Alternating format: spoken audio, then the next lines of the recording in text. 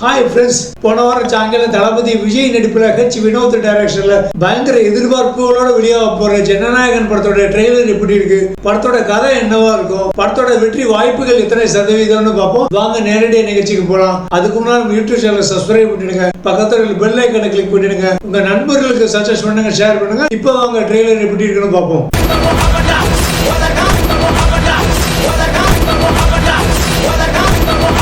Trailer ஆரம்பிச்ச உடனே hero build up ஆரம்பிச்சிருது. அப்படியே எனக்கு தலைவலியும் ஆரம்பிச்சது. இதே டெம்ப்ளேட்லயே ரீசெண்டா ஏகப்பட்ட ஹீரோக்கள் படங்களுடைய ட்ரெய்லர்கள் வந்தாச்சு. வழக்கம் போல ஒருத்தருடைய வாய்ஸ் ஓவர்ல ஹீரோவை பத்தி ஒரு இன்ட்ரோ பில்டப் இவர் பண்றாரு. இந்த தாத்தா யாரும் பாத்தீங்கன்னா நேர்கொண்ட பார்வை படத்துல அஜித்தை பத்தி பில்டப் கொடுப்பார்ல, அதே தாத்தா தான். இதே மாதிரி ஒரு பில்டப் தான் நான் செல்வராகவன் வாய்ஸ் ஓவர்ல பீஸ்ட் படத்திலே பார்த்திருந்தேன். அதுவும் இப்படித்தான் ஆரம்பிச்சது.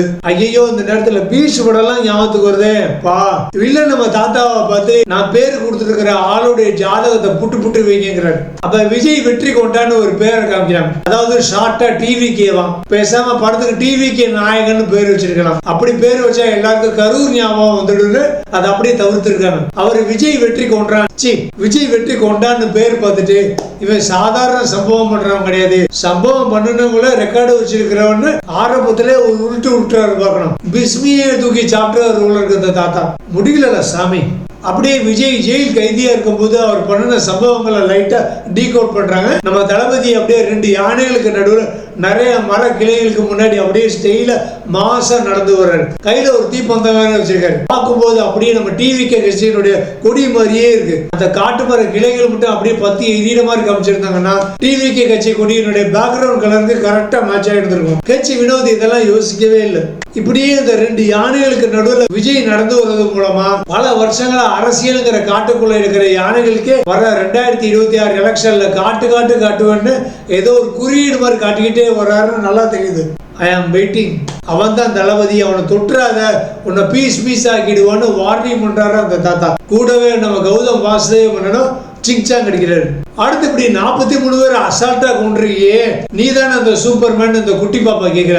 ஆனா நம்ம தளபதி சொல்றாரு, நான் சாதாரண மனுஷன் தான், ஆனா நான் பண்ற சம்பவங்கள் சூப்பரா இருக்கணும்னு சொல்றாரு. இந்த கர்மாந்திரத்துக்கு மறுபடியும் கரூர் ஞாபகம் தான் வருது. அடுத்து பொண்ணுங்களுக்கு பயம் இருக்க கூடாது, புலி மாதிரி வளர்க்கணும்னு மமிதா பைஜியை வச்சு சொல்றாரு நம்ம தளபதி. நல்ல ஒரு மோட்டிவேஷனல் டைலாக். அடுத்து மமிதா பைஜுவுக்கு புனித நீராட்டு விழா மாதிரி காமிக்கிறாங்க. அடுத்து மமிதா பைஜுவுக்கு எப்படி ஒரேடியா தப்பிச்சு வருதுன்னு வச்சு எப்படி எதிர் தாக்குதல் நடத்துறாரு, பயங்கரமா ட்ரைனிங் கொடுக்கறாரு நம்ம தளபதி. அப்படியே இந்த வருஷமாவது ஆர்மி ட்ரைனிங்ல பாஸ் ஆயிடுன்னு மோட்டிவேட் பண்றாரு. ஆனா நம்ம மமிதா பைஜு தான் ஆர்மியில சேர விருப்பம் இல்லாம சேராங்க போல. நெக்ஸ்ட் மம்மியை போட்டு யாரோ அடிக்கிறாங்க.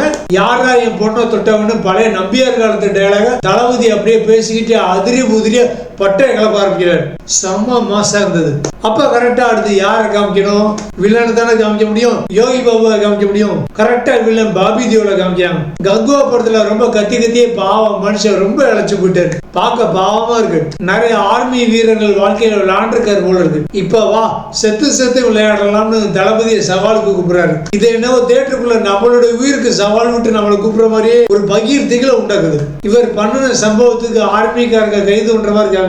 இது முந்தி நடந்ததா இருக்கலாம். அதுக்குதான் ஆர்மிக்காரங்களை பழி வந்து வேட்டையாடுறாருன்னு நினைக்கிறேன்.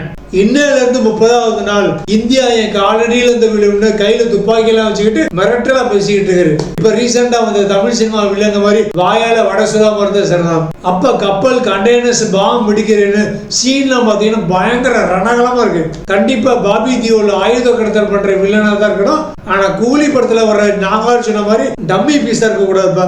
அடுத்து பாபி தியோல், பிரகாஷ் ராஜ் எல்லாருமே ஓஎம்னு சொல்றாங்க. அது ஒருவேளை முக்கியமான வில்லனுடைய பேருடைய ஷார்ட் ஃபார்மா இருக்கலாம், இல்ல ஜனநாயகனுடைய பேருடைய ஷார்ட் ஃபார்மா இருக்கலாம், இல்ல வில்லன் குரூப் இந்தியாவுக்கு எதிராக பண்ண போற சதியுடைய ஆபரேஷனுக்கான ஒரு கோடு வேர்டா இருக்கலாம். அடுத்து நரேனை காமிக்கிறாங்க. அவர் ஆபத்துன்னு சொல்றதுனால அவர் அநேகமா வில்லன் குரூப் உடைய சதியை கண்டுபிடிக்கிற ஒரு போலீஸ் அதிகாரி அல்லது ராணுவ அதிகாரியா இருக்கலாம். அடுத்து பூஜா கெட்டவ காமிக்கிறாங்க. இவங்க தான் நாயகியா இருக்க வாய்ப்பு இருக்கு. அநேகமா இவங்களுக்கு இந்த படத்துல ரொம்ப முக்கியத்துவம் அனுபவம் இருக்காதுன்னு நினைக்கிறேன். அப்படியே நம்ம முத்தழகையும் காமிக்கிறாங்க. படத்துல விஜய்க்கும் அமிதாப் பச்சனுக்கும் அதிகமான ஸ்கிரீன் பிரசன்ஸ் வாய்ப்புகள், டைரக்டர் ஸ்கோப் அதிகமா இருக்கும்னு நினைக்கிறேன். வில்லன்கள்லாம் ஏதோ பாவம் போட்டுன்னு கொஞ்சம் ஸ்கிரீன்ல வந்துட்டு போகட்டுமே சான்ஸ் கொடுத்துருப்பாங்கன்னு நினைக்கிறேன். அப்பா வழியிலே மகளும் போராட்ட காலத்துல குதிக்காததுக்கு காரணம் ஏதோ ஒரு பயங்கரமான ஆபரேஷனுக்கு வில்லன் குரூப் பிளான் பண்ணிட்டு இருக்காங்க. அதனால மமிதாவிற்கும் இந்தியாவுக்கும் ஆபத்து இருக்கு. அதுக்கு பயந்துகிட்டு தான் மமிதா பைஜ் ஆர்மியில சேராம இருக்காங்க. இதை கண்டுபிடிச்சு எப்படியாவது இந்தியாவுக்கு வர போற ஆபத்தை நிப்பாட்டணும்னு மினிஸ்டர் நாசர் கிட்ட விஜய் பேசுறாருன்னு நினைக்கிறேன். ட்ரோன்கள் பறக்கிறத பார்த்தா ட்ரோன்கள் மூலமா தான் வில்லன்கள் தாக்குதல் நடத்த பிளான் பண்ணிருப்பாங்கன்னு நினைக்கிறேன். பார்ப்போம், படம் பார்க்கும்போது தான் தெரியும் இது படத்துல உள்ள நல்லவங்களுக்கு எதிராக வில்லன்கள் நடத்துற தாக்குதலா இல்ல ஒட்டுமொத்த படத்தோட டீமே நம்ம மேல நடத்த போற தாக்குதலான்னு படம் வரும்போது தான் தெரியும். அட யார் அது? நம்ம தம்பி மதன் கௌரி மாதிரி இருக்கு. யோ மிலிட்டரி, நீங்க என்ன பண்ணிட்டு இருக்க? Dear teachers and professors, don't feel trouble for typing your school question papers and study materials. We provide online DTP services for reducing your hard work in Hindi, Tamil, Malayalam, and English languages in your favorite fonts, like public exam question papers to make your students feel appear in public exams, and relief from headache, back pain, and eye pain. After contacting us, you no need suffer. Feel relaxed, comfortable, and no pain. Now you can spend time with your family. Now everything through online. Feel comfortable and relax. Okay. Get ready for ply your orders. Talk to us. Sri Lakshmi Graphics. WhatsApp number +91 97916242262. Email srilakshmi@gmail.com. Thank you for watching this advertisement. அடுத்து Bobby Deol ஒரு முக்கியமான ஒரு punch dialogue பேசுறாரு. மக்களுக்கு நல்லது பண்றேன்னு இதுக்குள்ள வராத, உன்னை காப்பாத்திட்டு ஓடிரு. இதை கேட்கும் போது அப்படியே கரூர் ஏர்போர்ட்ல விஜய் வேகமா தப்பிச்சோன்னு தான் ஞாபகத்துக்கு வந்துகிட்டே இருக்கு. இந்த டைலாக் கட்சி வினோத் பாபி தியோலுக்கு எழுதியிருக்காரா இல்ல ஸ்டாலினுக்கு எழுதின டைலாக்கான்னு தெரியல, என்னன்னு தெரியல போங்க. ஆனா ஒண்ணு மட்டும் நல்லா தெரியுது, அஜித்தோட ரசிகரான கட்சி வினோத் விஜயை வச்சு நல்லா செஞ்சிருக்காருன்னு. பிகாஸ் விஜய் உட்பட இன்னும் சில கதாபாத்திரங்கள் பேசுற டயலாக் எல்லாமே பாத்தீங்கன்னா விஜயவே டைரக்டா அட்டாக் பண்ற மாதிரி இருக்கு. அடுத்து ஏதோ ஒரு ராணுவ முகாம்ல ஒரு டவர் மேல நின்றுட்டு ராணுவ வீரர்கள் பைனாகுலர் வச்சு சுத்தி கண்காணிப்பாங்க இல்லையா, அந்த மாதிரி ஒரு டவர் பொத்துன்னு கீழே விழுந்து எல்லாருமே தப்பிச்சு ஓடிட்டு இருக்காங்க. ஒருவேளை இதை ஏற்கனவே ஒரு ட்ரோன் தாக்குனதுனால நடந்திருக்கலாம். அடுத்து விஜய் ஒரு பெரிய யுத்தத்துக்கு தயாராகிறாரு. ராவணா மகன் பாட்டெல்லாம் வருது. மனுஷன் பெரிய ஒரு சம்பவம் பண்ண போறாரு. ஃபைட் சீன்லாம் பாத்தீங்கன்னா செம மாசா இருந்தது, சூப்பர். அடுத்து விஜய் ஒரு பஞ்ச் டைலாக் பேசுறாரு. மொத்த அயோக்கியர்களும் இங்க கூடி இருக்காங்க, அவங்க ஜெயிக்க கூடாதுன்னு சொல்றாரு. இவர் யாரை சொல்றாருன்னு உங்க எல்லாருக்குமே நல்லா தெரிஞ்சிருக்கும், சம்பந்தப்பட்டவங்களுக்கும் நல்லா தெரிஞ்சிருக்கும், ஏன் இந்த யூடியூப் காரனுக்கும் தெரிஞ்சிருக்கும், அமெரிக்க பிரசிடென்ட் டொனால்டு ட்ரம்ப்புக்கும் தெரிஞ்சிருக்கும், வெனிசுலா அதிபருக்கும் தெரிஞ்சிருக்கும்.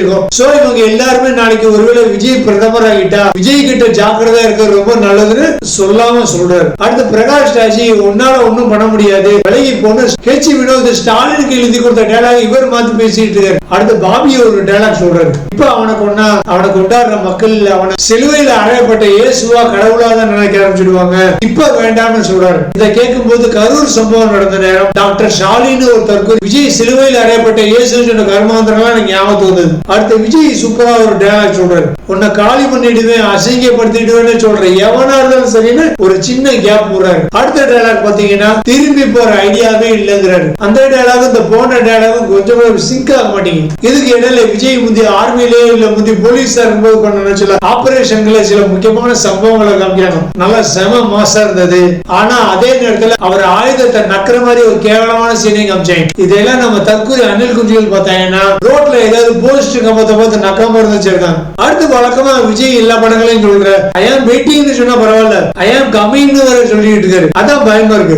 சப்போஸ் எலெக்ஷனுக்கு அப்புறம் மறுபடியும் சினிமாக்கு வர போறேன்னு சொல்றாரா இல்ல மறுபடியும் ஒவ்வொரு என்னை பாக்குறதுக்கு கூட்டமா கொடுங்க வேனோட வரேன்னு பயன்படுத்துறாரான்னு ஒண்ணுமே புரிய மாட்டேங்குது. இவரு சினிமாவுக்கு திருப்பி வாங்கன்னு கூப்பிடுறதா இல்ல வேன் எடுத்துட்டு வாங்கன்னு கூப்பிடுறதா, இவரு வாங்கன்னு சொல்ல முடியல, வேண்டாம்னு சொல்ல முடியல, ஒரே குழப்பமா இருக்கு. இவர் சினிமாக்கு வந்தா வருஷத்துக்கு ஒரு படம் தான் வரும். அந்த ஒரு வாரத்துக்கு இவரை பத்தி பேசிக்கிட்டே இருப்போம். இவருடைய டார்ச்சர் அந்த ஒரு வாரம் தாங்கிடுவோம். ஆனா இவர் ஜெயிச்சு சிஎம் ஆயிட்டாருன்னா 5 வருஷம் இவரை பார்த்துக்கிட்டே இருக்கணும். இவருடைய டார்ச்சர்லாம் நம்ம தாங்கிட்டே இருக்கணும். அதை நினைச்சாதான் ஒரே திகிலா இருக்கப்பா, வயிற்ற வேற கலக்கிட்டு இருக்கு. சரி வாங்க நம்ம ட்ரெய்லர் பார்ப்போம். அடுத்த விஜய் கையில சாட்டை வச்சுக்கிட்டு ஒரு செம பஞ்ச் பேசுறாரு. மக்களுக்கு நல்லது பண்றதுக்கு அரசியல் வாங்கடான்னு சொன்னா கொலை பண்றதுக்கு கொலை கொள்ளையடிக்கிறதுக்கு மாடா வரீங்கன்னு நிறைய பேரை சாட்டையால விழுத்துக்கிட்டு இருக்காரு. எனக்கு என்னவோ இந்த சீனை பார்க்கும்போது விஜய் டிஎம்கே ஆட்கள் சாட்டையால விழுக்கிற மாதிரி தெரியல. இந்த டயலாக் எல்லாம் வச்சு பார்க்கும்போது சீமான் அண்ணன் தான் கையில சாட்டையை வச்சுக்கிட்டு புஷி ஆனது ஆதரவு வச்சு நிர்மல் குமார் செங்கோட்டையன் நாஞ்சில் சம்பந்தி எல்லாரையும் போட்டு சாட்டையால விழுக்கிற மாதிரி எனக்கு தோணுச்சு. இது எனக்கு மட்டும் தான் அப்படி தோணுச்சான்னு தெரியல. என்ன படத்தோட ட்ரெய்லர் பத்தி பேசுறேன்னு ஃபுல்லா டிவிக்கு பத்தி பேசி கலாய்ச்சிட்டு இருக்க நீங்க என்ன கேட்கலாம். நான் என்ன விஜய்கிட்ட வஞ்சகம் பண்ணிட்டு இருக்கேன், இவங்களே ஜனநாயகம் படம் எடுக்கிறேன்னு டிவிக்கு கட்சியோட பிரச்சார படம் மாதிரி எடுத்து வச்சிருக்காங்க. அப்புறம் நான் வேற என்ன பேசுறது, எனக்கு எல்லாம் அதான் ஞாபகத்துக்கு தொலையுது. அடுத்த தளபதி தளபதினு ஒரு பாட்டு வேற வருது, ஜனநாயகன் டைட்டில் வருது. அப்பாடா ஒரு வழியா ட்ரெய்லர் முடிஞ்சு போச்சு. கடைசியில ட்ரெய்லர் முடியும் போது ஒரு ரோபோட் வேற காமிக்கிறாங்க. இந்த ரோபோட் கூட நம்ம தளபதி சண்டை போடுறத பார்த்தா எனக்கு எல்லாம் எந்திரன் 2.0 ஞாபகத்துக்கு வருது. சைக்கிள் கேபிள தளபதி நம்ம தலைவருக்கு ஆப்பு வைக்கிறாரோ. ஆனா இந்த கலைப்படத்துல ட்ரெய்லர்ல ஜெமினி ஏஐ சாஃப்ட்வேர் மூலமா சில சீன்கள் கிரியேட் பண்ணி மண்டபத்துல இருக்கிற கொண்டைய மறந்த பாடி சோடா மாதிரி அந்த ஜெமினி லோகோவையும் அந்த சம்பந்தப்பட்ட கிரியேட் பண்ண சீன்களை சேர்த்து வச்சிருக்காங்க ட்ரெய்லர் எடிட் பண்ண அப்பாட்டக்கர்கள். அது என்ன சீன் நீங்களே மறுபடியும் ட்ரெய்லர் ரிவைண்ட் பண்ணி பார்த்துக்கோங்க. நான் சொல்ல மாட்டேன். ட்ரெய்லர் முடியும் போது கடைசியில் லெட்ஸ் ரைஸ் டுகெதர்னு ஒரு கேப்ஷன் வருது. ஏற்கனவே 2013 டைம் டு லீட்னு ஒரு கேப்ஷன் போட்டதுக்கு நம்ம மம்மி கொடநாடு எஸ்டேட்ல விஜயை போட்டு என்ன அடி வெளுத்தாங்கன்னு விஜய் மறந்துட்டாரான்னு தெரியல. இப்போ உள்ள தமிழ்நாட்டு டாடி ரொம்ப பாவங்கிற தைரியத்தோட தான் விஜய் இப்படி போட்டிருக்காருன்னு நினைக்கிறேன். சரி, டாடியா மோடியா யார் படத்துக்கு ஆப்பு வைக்க போறாங்கன்னு தெரியல. ஆனா ட்ரெய்லரோட கண்டிஷன் பார்த்தாங்கன்னா டாடியா மோடியா யாரு இவங்க படத்துக்கு ஆப்பு வைக்க வேணாம், இவங்களே இவங்களுக்கு ஆப்பு வச்சுக்கிட்டாங்கன்னு நினைக்கிறேன். இதுல சன் டிவி வேற ஜனநாயகன் பண்ற ட்ரெய்லரோட பராசக்தி ட்ரெய்லர் தான் நல்லா முன்னேறி 4 கோடி வியூவர்ஸ் கடந்துள்ளது ஒரு புதிய வடை சுட்டுக்கிட்டு இருக்காங்க. ஒருவேளை உண்மையா இருக்கலாம். ஏன்னா ஜனநாயகன் ட்ரெய்லரோட பராசக்தி ட்ரெய்லர் நல்லாவே இருந்தது. ஜனநாயகன் ட்ரெய்லர் எப்பவுமே நம்ம வழக்கமா பாக்குற முன்னணி ஹீரோக்களுடைய ஆக்ஷன் படங்களுடைய ட்ரெய்லர் டெம்ப்ளேட் மாதிரியே தான் இருந்தது. அதே நேரத்துல எனக்கு ஜனநாயகன் ட்ரெய்லர் பார்க்கும் போதெல்லாம் முக்காவாசி பீஸ்ட் பண்ற ட்ரெய்லரும் கால்வாசி ஊழி படத்தோட ட்ரெய்லர் தான் ஞாபகத்துக்கு வந்துட்டே இருந்தது. இது எனக்கு மட்டும் தானான்னு தெரியல. சரி, இப்ப வாங்க அந்த படத்தோட கதை என்னவா இருக்கும்னு நம்ம ப்ரெடிக்ட் பண்ணி பார்ப்போம்.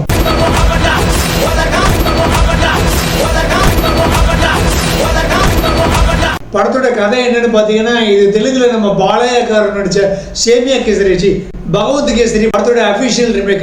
அந்த படத்தோட கதையும் எல்லாருக்குமே தெரியும். பாலையா பட கதைகளே ஒண்ணு கண்ணே கண்ணு கொஞ்சம் ஓரளவுக்கு தேர்ன கதை என்னன்னா பாத்தீங்கன்னா இந்த பகவத் கேசரி படத்தோட கதை தான். ஆனாலும் நம்ம தளபதியை ரொம்ப பாராட்டணும். பாலையா படத்தோட போஸ்டர் பாக்குறதுக்கே நமக்கெல்லாம் ரொம்ப பயமா இருக்கும். ஆனா மனுஷன் தளபதி இவ்வளவு தைரியமா இந்திய வரலாற்றில் முதல் முறையா அவளையும் உலக சினிமா வரலாற்றில் முதல் முறையா பாலையா படத்தை ரிமேக் பண்ணி கரூர் சம்பவத்துக்கு பிறகு ஒரு மரண பயத்தை மறுபடியும் நமக்கு காட்டியிருக்காரு. அதுவும் தன்னோட கடைசி படம் வேற சொல்லியிருக்காரு. ஒருவேளை பாலையா படத்தை ரிமேக் பண்றதுனாலதான் இது தன்னோட கடைசி படம் ஆயிடுமான்னு அவரே சந்தேகப்படுறாரு போல.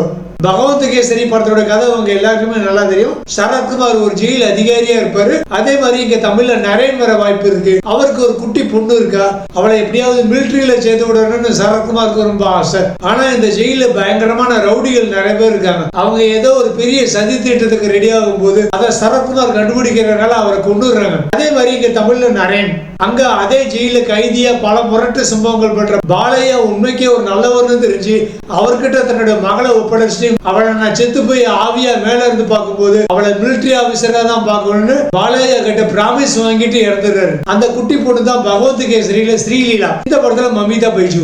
ஆனா அந்த பொண்ணுக்கு மிலிட்டரியில சேர விருப்பமே இல்லை. ரொம்ப முக்கியமான விஷயம் உங்களுக்கே தெரியும். இங்க பாலையாவுக்கு பதிலா வளர்ப்பாவா நம்ம ஜூனியர் பாலையா விஜய் வர்றாரு. அங்க நாயகியா காஜல் அகர்வால் ஒரு கெஸ்ட் ரோல் பண்ணிருப்பாங்க. இங்க அதே ரோல்ல பூஜா ஹெக்டே பண்ணிருக்காங்க. அங்க வில்லனா அர்ஜுன் ராம்பால், இங்க பாபி தியோல். அதே மாதிரி அதே லொகேஷன், அதே மாதிரி துறைமுகம், ஜெயில் மட்டும் இல்லாம வெப்பன்ஸ் வரைக்கும் அதே டெய்லர், அதே வாடகை. பேஸ் மாஸ்க் மட்டும் தான் வேற. ஆனாலும் விஜய் எல்லாம் பாலையா அளவுக்கு வர முடியாது. பாலையால சும்மா மிரட்டி எடுத்திருப்பாரு. பாலையா அப்படியே நின்று அப்படியே மூச்சு விட்டாலே போதும். அவர் பக்கத்துல நிக்கிற ஜேசிபி புட்டர்ஸ் எல்லாம் அப்படியே காத்துல அப்படியே பறந்துடும். அப்படியே ஒரு ட்ரெயினே அப்படியே அசால்ட்டா ஒரு கை வச்சு தூக்குவாரு.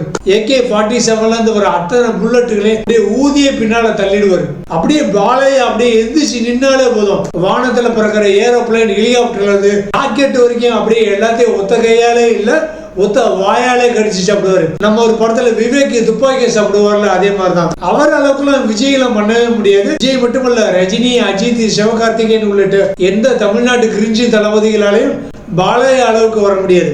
இவங்கெல்லாம் பாலையா கிட்ட இன்னும் நிறைய ட்ரைனிங் எடுக்கணும். ஆனா பாலையாவுக்கே டப் கொடுக்குற ஒரு ஆள் நம்ம தமிழ் சினிமாவில் இருக்காரு. அவர் வேற யாரும் இல்ல, நம்ம ராகவா லாரன்ஸ் தான். சந்திரமுகி 2 பாத்தீங்கன்னாலே உங்களுக்கு தெரியும். ஒருவேளை அவரை வச்சுதான் ஹெச் வினோத் இந்த படத்தை பிளான் பண்ணிருக்கலாம். ஆனா அவர் இந்த மாதிரி 20 வயசு பொண்ணுங்களுக்கெல்லாம் நான் அப்பாவை நடிக்க முடியாது, என் கூட வேணா சுத்தி ஒரு 4-20 வயசு பொண்ணுங்களை ஹீரோயினா நடிக்க வைங்க, என் கூட டான்ஸ் ஆடி பாட்டு பாட வைங்க கேட்டிருப்பாரு. வினோத் வேணான்னு சொல்லி விஜய் போட்டிருப்பாரு. சரி, நம்ம கதைக்கு வருவோம். இதுக்கு மேல அந்த படத்துல கதைன்னு சொல்றதுக்கு ஒண்ணுமே இல்ல. ட்ரெய்லரை பார்த்தே கண்டுபிடிச்சிருப்பீங்க. வில்லன் இந்தியாவுக்கு எதிராக பயங்கரமா சதி பண்றாரு. அதை விஜய் எப்படி முறியடிச்சு அமெரிக்கா கிட்ட இருந்து, பாகிஸ்தான் கிட்ட இருந்து, வெனிசுலா கிட்ட இருந்து, டிஎம்கே கிட்ட இருந்து, மோடி கிட்ட இருந்து எப்படி இந்தியாவை காப்பாத்தி அடுத்து இந்தியாவோட பிஎம் ஆகிறாருன்னு படம் முடிஞ்சிருக்கும். தமிழக வெற்றி கழகங்கிற மாநில கட்சி அடுத்து இனி இந்திய வெற்றி கழகம்னு ஒரு தேசிய கட்சியா மாற மாதிரி படம் கிளைமாக்ஸ் முடியும். நம்ம பாபிஜிக்கு தமிழ் தெரியாதனால அவருக்கு சப்போர்ட்டா பிரகாஷ் ராஜ், நாசர், சுனில் இவங்கெல்லாம் வில்லனா வர வாய்ப்பு இருக்கு. மத்தபடி படம் ஃபுல்லா அந்த ஹீரோயின் வில்லன்கள் எல்லாமே கேமியோ ரோல்ல தான் வருவாங்க. வளர்ப்பு அப்பாவும் பொண்ணு மட்டும் தான் படம் ஃபுல்லா வருவாங்க. கிளைமாக்ஸ்ல 2 பேரும் சேர்ந்து வில்லன் கோஷ்டியை பயங்கரமா சம்பவம் பண்ணுவாங்க.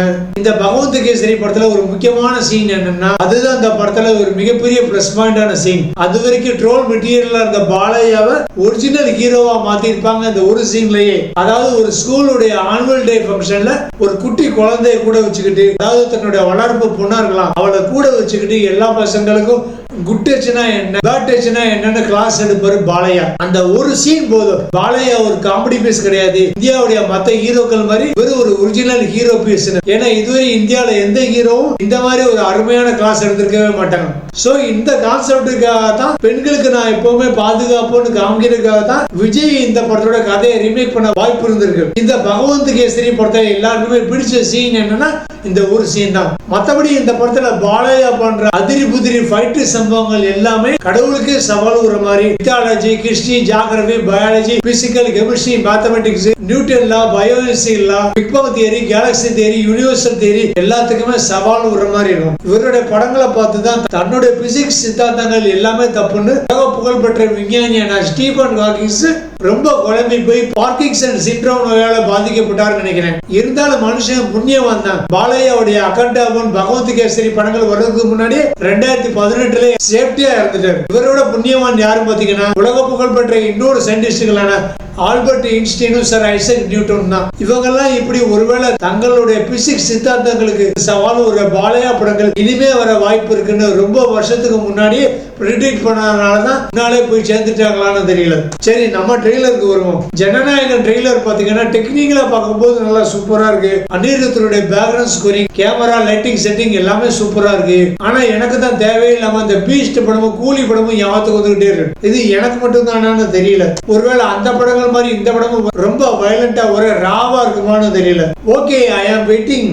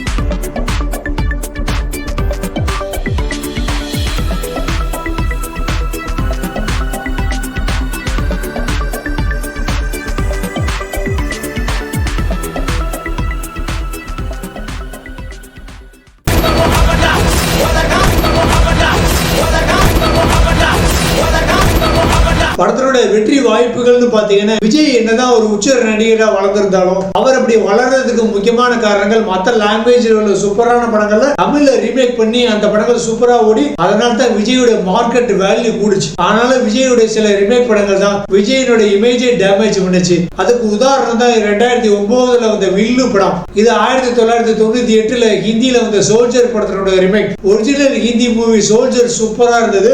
அதுல ஹீரோ யார் பாத்தீங்கன்னா நம்ம பாபி தியோல். சோல்ஜர் சோல்ஜர் மீட்டி பாத்தி போல்கர் ஒரு பாட்டெல்லாம் சூப்பரா இருந்தது. அந்த பாட்டெல்லாம் இப்போ என்னோட பிளேலிஸ்ட்ல இருக்கு. ஆனா அந்த சோல்ஜர் பட கதையே தமிழ்ல சத்யராஜ் நடிச்சு 80களில் வந்த தாய்நாடு படத்தோட கதை தான். இந்த படம் தமிழ்ல வில்லுங்கிற பேர்ல ரிமேக் பண்ணும்போது எதிர்பார்த்த அளவுக்கு ஓடவே இல்லை. கரெக்டா இதுக்கு முன்னால வந்த குருவி படம் அப்புறம் இந்த வில்லு படத்துல இருந்துதான் விஜய் கம்ப்ளீட்டா ஒரு ட்ரோல் மெட்டீரியலா மாற ஆரம்பிச்சாரு. அதுக்கப்புறம் வந்து அந்த சுறா, வேட்டைக்காரன், புலி, பீஸ்ட், வாரிசு, கோட்டு, லியோ பண்ணின ரத்தவரி சம்பவங்கள் தான் உங்களுக்கு நல்லா தெரியும். இந்த மாதிரி விஜயோட பேரை டேமேஜ் பண்ண நிறைய ரீமேக் படங்கள் பத்தி நம்ம சொல்லிக்கிட்டே போலாம். அதுக்கு இன்னொரு வீடியோ பண்ணோம். அது மட்டும் இல்லாம அட்லி டைரக்ஷன்ல நடிக்க ஆரம்பிச்சதுல இருந்து விஜய் படத்துக்கான கண்டென்ட் காப்பி பேஸ்டடா குவாலிட்டியே இல்லாம தான் இருந்தது. அதனால தான் கடந்த 8 வருஷங்கள்ல அந்த விஜய் படங்கள்ல மாஸ்டர் தவிர வேற எந்த விஜய் படங்களும் எனக்கு கொஞ்சம் கூட திருப்தி அளிக்கவே இல்லை, எனக்கு பிடிக்கவும் இல்லை. மற்றவங்களுக்கு எப்படின்னு தெரியல, என்னோட அபிப்பிராயத்தை சொன்னேன். விஜய்க்கு இருக்கிற ஸ்ட்ராங்கான ஃபேன் பேஸ் காரணமா தான் கடந்த 8 வருஷத்துல வந்த மற்ற மொக்கையான படங்கள் ஓரளவுக்கு ஓடிச்சு. மற்றபடி 500 கோடி ரூபாய் கலெக்ஷன், 1000 கோடி கலெக்ஷன் சும்மா இவங்க வாயாலே வடைச்சு விட்டு அதுவும் முடியாம போய் தான் துப்பாக்கியை பேசாம சிவகார்த்திகேயன் கையில கொடுத்துட்டு பாலிடிக்ஸ் விட்டாரு விஜய். இப்ப கடைசி படம்னு ஒண்ணு இறக்கியிருக்காரு. இது உண்மைக்கே கேசரியா, பொங்கலா இல்ல ரவா உப்புமான்னு வர 9ஆம் தேதி தான் தெரியும். யாராவது பாலையா படத்தை ரிமேக் பண்ணுவாங்களா? இது விஜய்க்கு டிவிகே கட்சியினுடைய ஸ்லீப்பர் செல்களான புஷி ஆனந்த், ஆதவ் அர்ஜுனா, நிர்மல் கொடுத்த ஐடியாவா இல்ல ஹெச் வினோதோட ஐடியாவான்னு தெரியல. மொத்தத்துல சொல்ல போனா அந்த ஜனநாயகன் ட்ரெய்லர் டோட்டலி டிசப்பாயிண்டட். கூலி பட ட்ரெய்லராவது வரும்போது படத்தோட கதை இதா இருக்குமோ அதா இருக்குமோ, அந்த சேர் ஒருவேளை டைம் டிராவல் மிஷினா இருக்குமோன்னு நம்ம மண்டைய ரொம்ப போட்டு யோசிக்க வச்சு பயங்கரமா ஹைப் கூட்டி கடைசியில உண்மையே இல்லாம கேட்டாங்க. கடைசியில கூலி படம் 500 ரூபாய் கலெக்ஷன் பண்ணதுக்கு காரணம் இவங்க ஏத்தி விட்ட அந்த ஹைப்பும் ரஜினியோட மார்க்கெட் மட்டும்தான். ஆனா இந்த ஜனநாயகன் ட்ரெய்லர் பாத்தீங்கன்னா கம்ப்ளீட்டா ஒரே பிளாட்டா இருக்கு. கதை ஈஸியா பிரெடிக்ட் பண்ற மாதிரி இருக்கு. ஹைப்பை கூட்டக்கூடிய எந்த ஒரு கிரியேட்டிவிட்டி இந்த படத்துல இல்லவே இல்லை. சும்மா மாசும் பயங்கர பில்டப் மட்டும் தான் இருக்கு. Totally trailer technically sound, basically week. இப்போ நான் ட்ரெய்லருக்கு கொடுக்குற ரேட்டிங் என்ன பாத்தீங்கன்னா 5க்கு 2.5 தான். கடைசியா மொத்தத்துல படத்தோட வெற்றி வாய்ப்புகள் எத்தனை சதவீதம் பாத்தீங்கன்னா, ஒருவேளை பராசக்தி வரமா ஜனநாயகன் தனியா வந்தா, அப்படியே வந்தாலும் அதனுடைய வெற்றி வாய்ப்புகள் விஜய்க்குள்ள ஃபேன் பேஸ், பெண் ரசிகைகள், குழந்தை ரசிகர்கள் நிறைய இருந்தாலும் படம் அவுட்னு 2 நாள்ல தெரிஞ்சா போதும் படம் டோட்டலா படுத்துரும். அது தெரிஞ்சுதான் விஜய் முன்னெச்சரிக்கை நடவடிக்கையா இது என்னோட கடைசி படம், என்னோட கடைசி படம்னு விஜய் ஒரு சிம்பத்தி கிரியேட் பண்ணி படத்தை ஓட வைக்கலாமான்னு பிளான் பண்ணிட்டு இருக்காரு. அப்படி பார்த்தாலும் அந்த படத்தோட வெற்றி வாய்ப்புகள் வெறும் 50% தான். இப்ப பராசக்தியும் போட்டிக்கு வருதா, வெறும் 35% இருந்து 40% மட்டும்தான். இருந்தாலும் படம் வெற்றி பெற வாழ்த்துவோம். ஆனா ஒரு சின்ன நம்பிக்கை என்னன்னா, பாலையா நடிச்ச பகவந்த் கேசரி மாதிரி இந்த படம் ரொம்ப கிரிஞ்சா இல்லாம ஓரளவுக்கு ஜனநாயகன் கொஞ்சம் கிரிஞ்சா இருக்கும் எதிர்பார்க்கலாம். அடுத்து ஒரு முக்கியமான விஷயம் சொல்லிட்டு இந்த வீடியோ முடிச்சுக்கிறேன். 2-3 கான்ட்ரோவர்ஷியல் விஷயங்கள் இந்த நேரத்துல பயங்கர பரபரப்பா பேசிக்கிட்டு இருந்தாங்க. ஒன்னு, சிவகார்த்திகேயன் விஜய் கையில துப்பாக்கியை வாங்கிட்டு கரெக்டா 1 வாரம் கழிச்சு ரிலீஸ் ஆக வேண்டிய தன்னுடைய படத்தை முன்னாடி 10ஆம் தேதி ஜனநாயகன் படத்துக்கு அடுத்த நாள் தன்னுடைய படத்தை ரிலீஸ் பண்ணி தான் அடுத்த சூப்பர் ஸ்டார்னு அந்த சீட்டை பிடிக்க ஆசைப்படுறாரு சிவகார்த்திகேயன். சிவகார்த்திகேயனுக்கு நன்றி இல்லைன்னு பிஸ்மி அந்தனன் மாதிரி சீனியர் தற்கூரிகள் கொலை பேச்சு பேசிக்கிட்டு இருக்காங்க. ஆனா என்ன பொறுத்த வரைக்கும் சிவகார்த்திகேயன் விஜயை நம்பி வரவில்லை. அவர் தன்னுடைய தனி திறமையினாலதான் உச்சத்துக்கு வந்திருக்காரு. சிவகார்த்திகேயன் விஜய் மாதிரி ரஜினி 100% காப்பிடிச்சு வரல, ஒரு 40% அவர் ரஜினி காப்பிடிச்சிருக்காரு. மீதி தன்னுடைய ஹியூமர் சென்ஸ்னாலதான் சிவகார்த்திகேயன் முன்னேறி வந்திருக்காரு. ஆனா விஜய் தான் ரஜினியை 100% அப்படியே காப்பிடிச்சிருக்காரு. ரஜினியோட தளபதிங்கிற அந்த பட்ட பேரையும் தனக்குள்ள பட்டமா போட்டுக்கிட்டாரு. சோ விஜயை காப்பிடிக்காத எஸ்கே, விஜயினால கை தூக்கி விடப்படாத எஸ்கே, விஜய்க்கு ஏன் நன்றி கடனா இருக்கணும். அது மட்டும் இல்லாம பிஸ்மி என்ன சொல்லி இருந்தாருன்னா, இப்போ விஜய் தான் கலெக்ஷன்ல டாப்னு சொல்லிட்டு இருக்காரு. இது உளுந்த வடையா இல்ல ஆமா வடையான்னு தெரியல. விஜயோட மாஸ்டருக்கு அப்புறம் வந்த படங்களான பீஸ்ட், வாரிசு, லியோ, கோட் எல்லாமே ரஜினியோட கடைசி தோல்வி படமான கூலி படத்தோட கலெக்ஷனோட கம்மி தான். விஜயோட ஹிட் ரீஎன்ட்ரி படமான கில்லியோட கலெக்ஷனையும் ரஜினியோட ரீஎன்ட்ரி படமான படையப்பா படம் கலெக்ஷன்ல முந்தி இருக்கு. அப்ப எந்த அடிப்படையில பிஸ்மி இப்போ விஜய் கலெக்ஷன்ல டாப்னு விஜய்க்கு இப்படி அண்டா தூக்குறாருன்னு தெரியல. சரி வாங்க, கூலி படத்தோட கலெக்ஷன் இந்த ஜனநாயகன் படமாவது முந்துமானு பார்ப்போம். ஐ ஆம் வெயிட்டிங். ஓகே நண்பர்களே, இந்த ட்ரெய்லர் ரிவ்யூ இதோட முடிச்சுக்கிறேன். எல்லாருக்கும் பிடிச்சிருக்கும்னு நினைக்கிறேன். பிடிச்சிருந்தா லைக் பண்ணுங்க, உங்க கருத்துக்களை கமெண்ட் பாக்ஸ்ல எழுதுங்க. நம்ம யூடியூப் சேனலுக்கு சப்ஸ்கிரைப் பண்ணுங்க, பக்கத்துல உள்ள பெல் ஐகானை கிளிக் பண்ணுங்க. முடிஞ்ச நம்ம வீடியோக்கு ஒரு ஹைப் போட்டுருங்க. மீண்டும் இதே மாதிரி ஒரு நிகழ்ச்சியில் உங்களை சந்திக்கும் வரை பை ஃப்ரெண்ட்ஸ்.